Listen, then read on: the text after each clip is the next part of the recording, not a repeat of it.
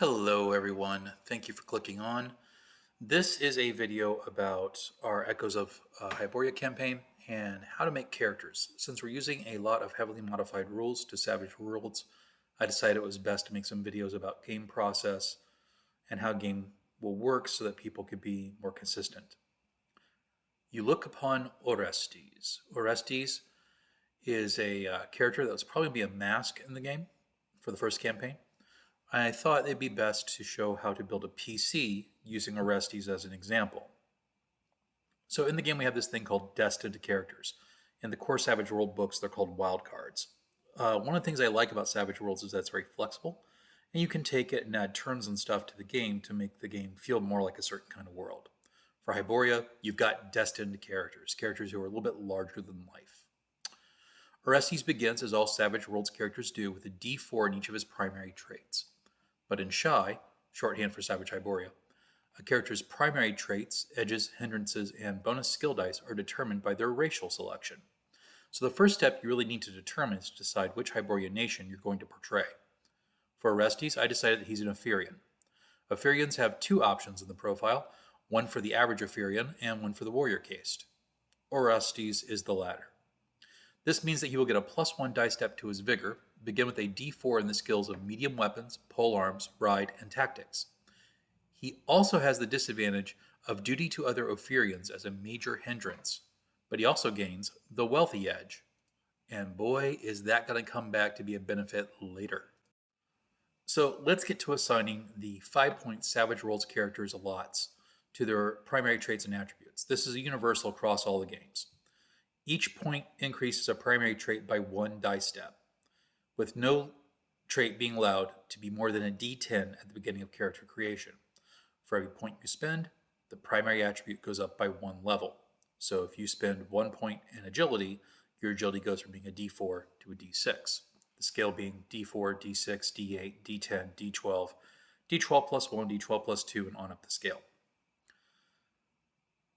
Thus, if we wish to, we could dump a lot of points into one stat and raise it up to a d10. Now in Shy, we allow characters to break the d10 ceiling if the trait had a bonus from the character's race. So if we really wanted to, we could raise Orestes' vigor to a d12.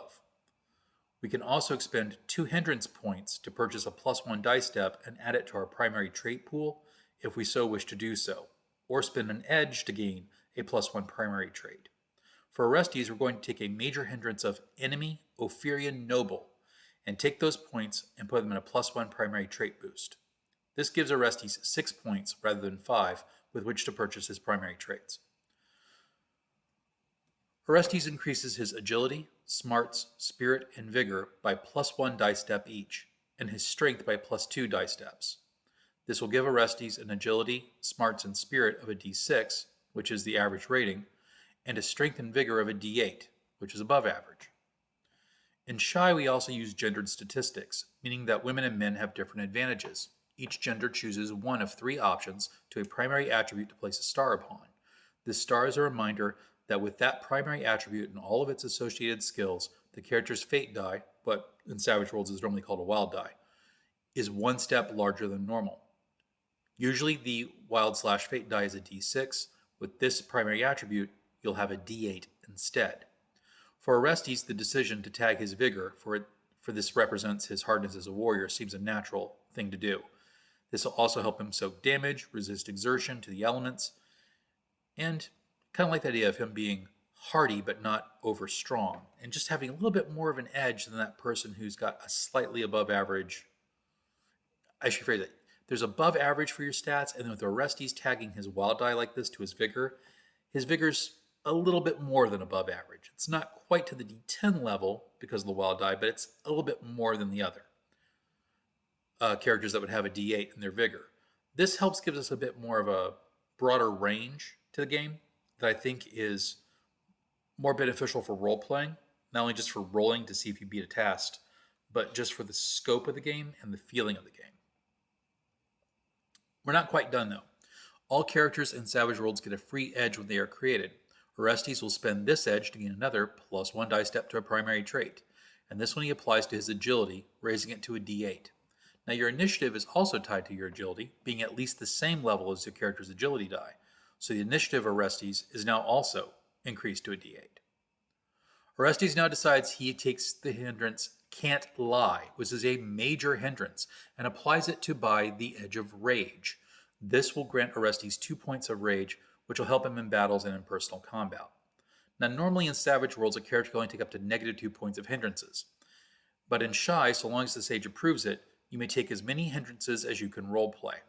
Hindrances and edges you get from your racial profile do not count against the -2 barrier. That's important to understand because the characters in Hyborian Age games are even more larger than life than the normal heroes. They're almost four-color superheroes in a way. I mean, think of Conan. Conan has so many physical attributes and they're so varied that it'd be very hard to characterize them in just about any role-playing game. Now, to balance this out, these extra hindrances have to be restricted to what the sage feels is appropriate. And in general, a good rule of thumb is that if you allow more than 2 points of hindrances, that only one primary trait can be increased by this method. Thus, a character can't have more than 7 points in their pool when they're first created. Hyborian Age characters are larger than life, as I said before, but having more than 7 points for your stats can lead to some game-breaking character results. It is better to let the characters use these bonus points from hindrances for skills or other edges, which is why I'm shifting Orestes to his rage. The next step is to allocate skill points. Now, normally in Savage Worlds, you get 15 skill points, if I remember. In our game, since it's skill heavy, we've increased this to 20. Orestes gets to allocate his 20 skill points. For each point, he adds +1 step to the skill die, so long as the linked attribute of the skill is not exceeded. For instance, if you're buying archery and your agility is a d6, you'll spend 1 point to make it a d4, 1 point to make it a d6, 2 points total. And if you go to a d8, you have to spend 2 points now because you're going over your agility limit. Once the attribute is exceeded, the cost is 2 skill points per die step, and again, no skill can be more than a d10 at the beginning of character creation, and with the caveat of Shy, unless that skill had a bonus from your profile. This way, you could theoretically have a d12 strength, d12 wielding sword barbarian from the certain highlands of Samaria running around your game world. For Orestes, we decide to purchase the following. He puts his athletics up to a d8. This requires 3 skill points. This way he can better move his body and dodge. He puts his brawling up to a d8 for 3 skill points. This way he uses shield in his fists. His endurance goes up to a d4 for 1 skill point. This gives him a better chance at resisting exertion. And I'm going to speak about endurance and resolve a little bit here at the end because endurance, resolve, meditation, necromancy, and demonology are all skills we've added to the game to represent Hyboria's reality that work a little different than normal skills in Shy. Medium weapons goes to a d10 for 4 skill points. Now, it started at a d4, so for 1 point he goes up to a d6. For another point, goes up to a d8, and at that point he's breaking his agility, so he has to spend 2 more points, 4 points total, to get that skill to a d10. And he does this so that his main weapon, which is going to be a warhammer, can be used to waylay foes. He puts his polearms up to a d8 for 2 skill points. Remember, it started at a d4, so for 2 points he can match his agility and bring it up to a d8. This way he can stand with his troops in the battle line, the spear being the main weapon of war in the age. He puts his resolve up to a d6 for 2 skill points so he can better resist fear and magic. He leaves his ride at a d4 for 0 skill points, relying on just his background package to give him some ability to ride a horse. He puts his speech up to a d6 for 2 skill points so he can better lead his men and convince others to follow his lead. He leaves his tactics at a d4 for 0 skill points because he's just getting started. He probably has led some units into battle, but not too many. He puts his wrestling up to a d8 for 3 skill points, so he can better pin and capture foes. And if you count all that up, that is 20 skill points. Now let's talk briefly about the skills I formerly mentioned. Endurance, resolve, meditation. I think those are the 3 non-magical ones. When you roll in Savage Worlds, these skills roll differently than normal. Normally you roll your skill die and your fate die, and you keep the better die. Well, for endurance, resolve, and meditation, you roll that die as well as the skill or as the attribute and the fate die, and you keep the best one. This adds a third die to the pool, increasing the chances of a base success. And that's to represent that in the Hyborian Age, certain things are encountered so often that it should be easier for the characters to resist them, but not as easy as it would be by mathematically adding a +1 or a +2. This way it represents the character investing their skill and their time and their energy into developing that aspect of their psyche or their character and being more skilled with it. And I felt that mathematically and role-playing wise, that worked a little better. Some other skills in this vein, the magical skills, such as necromancy and demonology, they are rolled and they are added to the skill total because those skills deal with very heavy negative modifiers. Some of the necromantic and demoniacal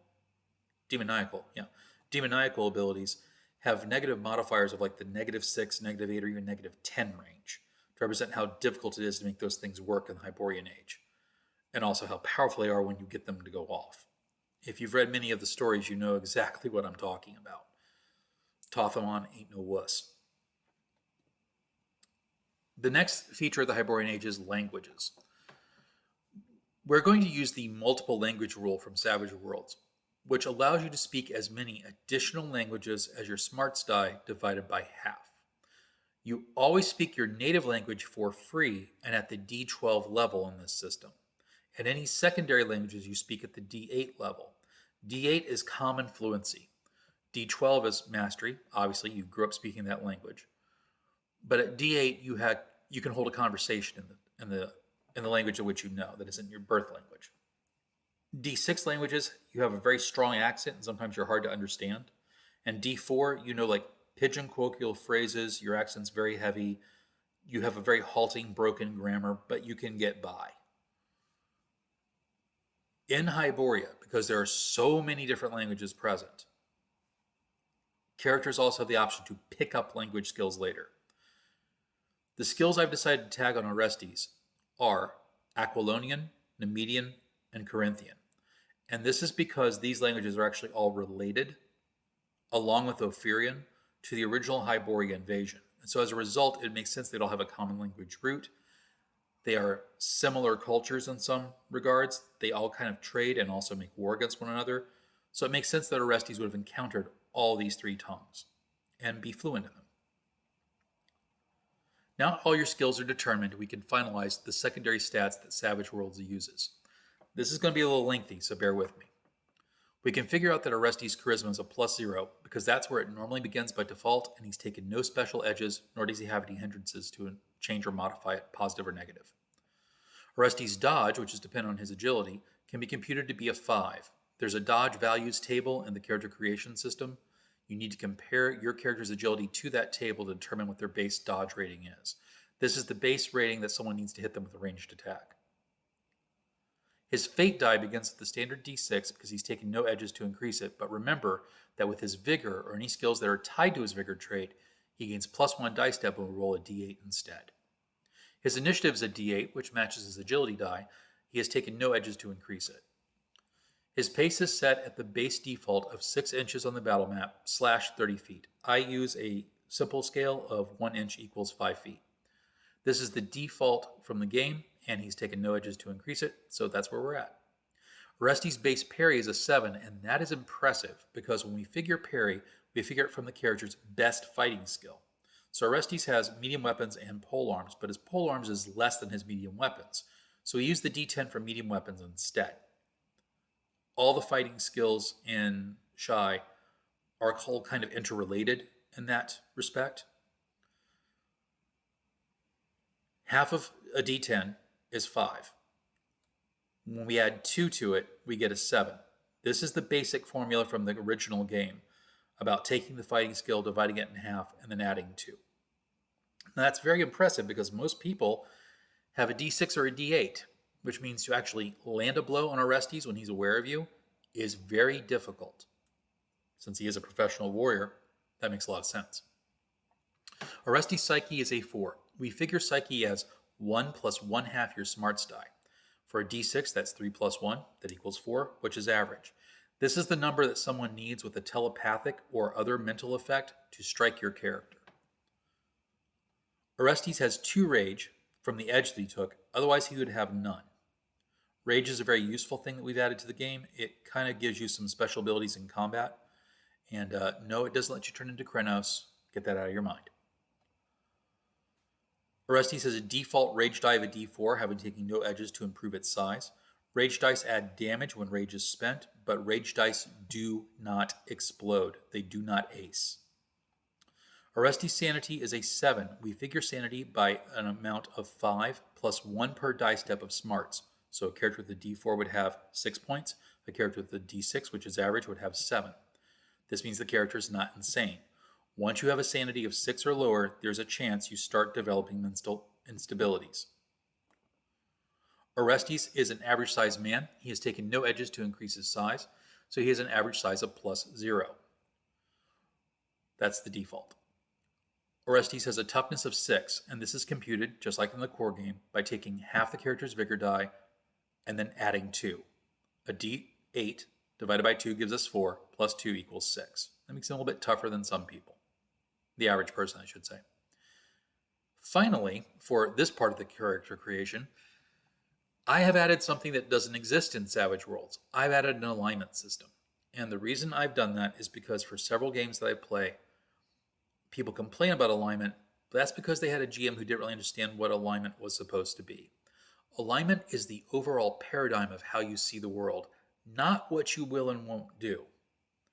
We phrase certain things in that paradigm of you'll never do this, or you will do this, or you might do this, but that's to give the player scope of what the character feels about the world and what they feel their place is in it. Alignment can certainly shift as the character's mindset shifts, but alignment should never be a straitjacket. Occasionally there will be moments when a character with a very good alignment might do something evil if they can be convinced that by doing so, it is necessary they prevent harm. Characters that wouldn't do that, such on the very top end of the good scale, are very hard to play, but they are possible. But keep in mind that means their worldview is one in which they feel that the means are more important than the ends. And as I look at alignment, that's really what I'm seeing. Alignment in all games is essentially the age-old philosophical argument of ends justify the means or the means justify the ends, one of the two. Which way do you fall on this? Some people characterize it as good versus evil or order versus chaos. I prefer the ends justifies the means trope, and if you look at the alignments as I've written them, you'll see that's what they're all actually based on. For Orestes, I've decided that because of his background and because of his upbringing, he is noble in alignment. That is the highest level of good in my alignment scheme that you can have. If you've played a certain role-playing game that involves fire-breathing lizards and subterranean catacombs, that would translate to lawful good. I suspect that my players are going to have some problems with that, as they are not. One of them is playing a thief. The other one is playing a very avaricious mercenary, and I'm not sure what the third one's going to do. So this should be interesting. With Orestes' wealth advantage, we can now gear up the character. Now, I'm not going to bore you with a shopping trip, but let me say that 2,000 silver coins is a lot of money.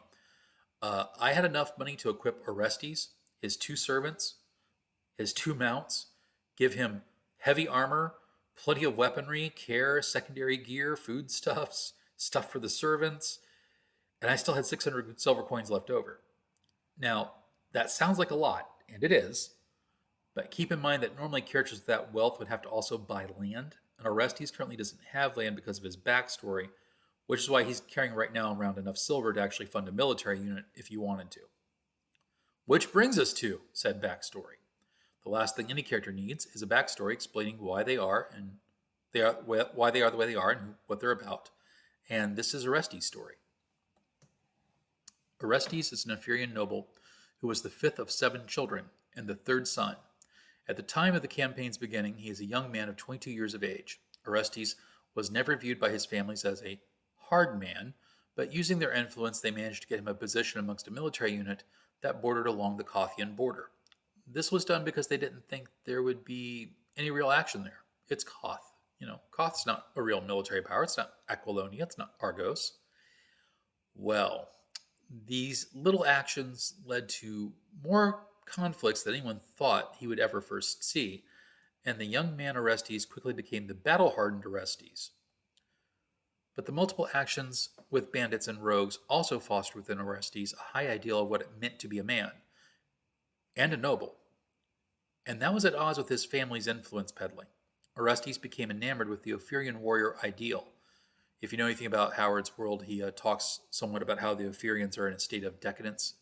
Their culture is like a sympathetic, indolent culture, with the exception of the warriors who try to hold on to that manly ideal. Whereas his family would rather wheel and deal in favors and marriages, things came to a potentially breaking disagreement for Orestes when a suitor for Orestes' sister, Maracella, was particularly rude. I haven't gone into what that will be, but it would be an offense that is going to lead to the next thing being justified. Orestes challenged the fop to a duel and killed him. Though his sister was very thankful, the family did not share Marakella's opinion of the matter and quickly sent Orestes away. The scandal would not be so easily smoothed over, however. Orestes had earned a foe for his family, and his father, ever the clever politician, deflected the blame entirely to his third son, disowning him and forbidding his family to have any contact with Orestes.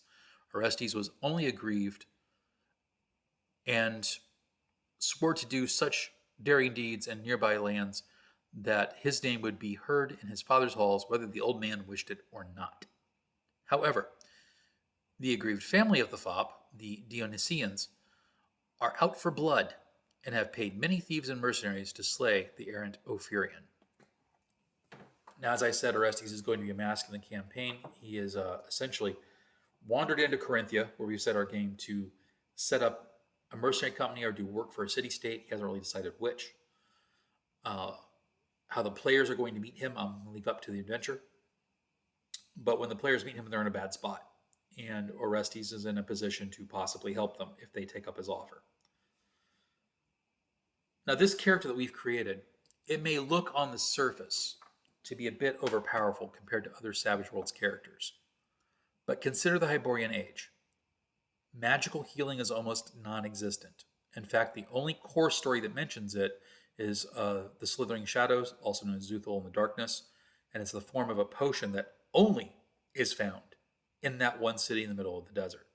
Now, I've been a bit more generous than that, but basically miraculous healing, like you'll see in D&D, is not present on this game world until characters get to the elite level of play. That means for most people, you get hurt, you might die, and not just from the battle. Infection, disease, fever, all these things are factors in the Hyborian Age because it is a middle magic setting. There are wizards running around, there are magical critters, but there's not a lot of magical items or a lot of magical aid.